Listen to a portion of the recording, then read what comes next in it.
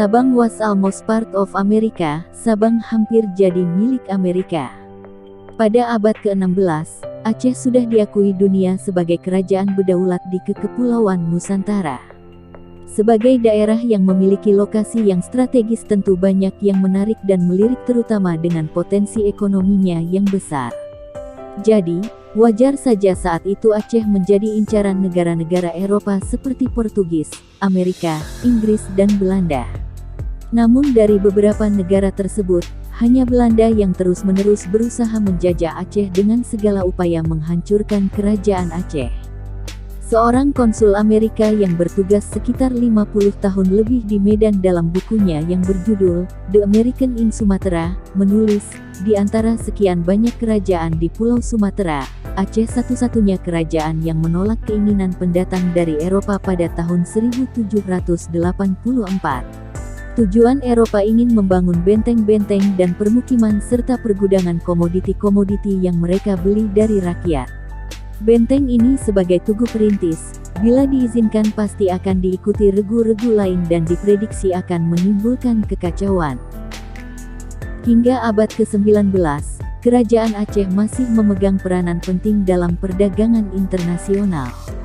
Komoditi yang dihasil yaitu lada dan hampir sebagian besar keperluan lada dunia diekspor dari Aceh.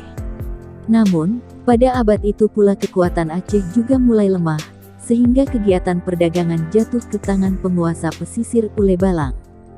Sehingga pelabuhan Ule Lewe yang dulu berperan penting dalam perdagangan di bawah kerajaan Aceh terlepas dengan sendirinya, termasuk kota Sabang Pulau W.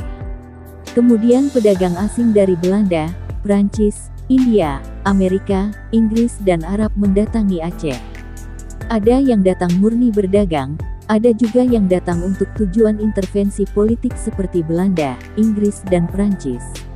Keberadaan Belanda di Sabang cukup lama sehingga diakui Sabang oleh Belanda sebagai satu daerah pemerintahannya. Hal itu dapat dilihat hingga sekarang dari beberapa bangunan sebagai bukti mereka pernah mendominasi di Sabang. Kondisi Aceh yang sudah lemah, untuk menghadapi agresi Belanda Aceh butuh kekuatan besar. Maka Aceh menjalin hubungan dengan Mayor Gestuder, konsul Amerika di Singapura, di mana Sultan Aceh mengikat perjanjian persahabatan Treaty of Friendship.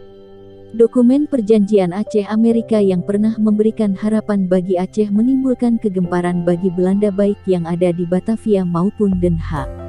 Naskah yang berusia lebih dari 120 tahun belum pernah diketahui Indonesia karena sejak tahun 1874 tersimpan di National Archives Washington DC baru diketahui setelah 100 tahun kemudian yaitu pada 1993.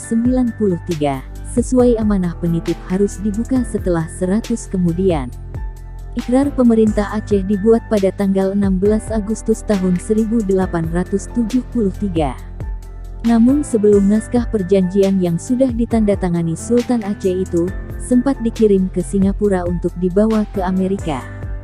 Aceh sudah terlanjur diserang Belanda pada tanggal 26 Maret tahun 1873. Salah satu isi perjanjian tersebut pasal 6. Seri Baginda Sultan Aceh akan menghadiahkan kepada Yang Maha Mulia Pemerintah Amerika sebuah pulau yang bernama Pulau Weh, yang terletak berhadapan dengan Bandar Aceh. Pemerintah Amerika dapat mengibarkan benderanya di atas pulau tersebut. Kepadanya diharap akan menyebarkan keadilan ke serata pelosok, memperlakukan penduduk dari segala bangsa, baik yang menetap maupun baik yang datang pergi dengan baik, serta memberikan perlindungan kepada mereka. Begitu juga kapal-kapal yang masuk ke pulau itu sehingga menjadi ramai dan makmur. Sumber, H.M. Nur El Ibrahimi, 1993 banding 61.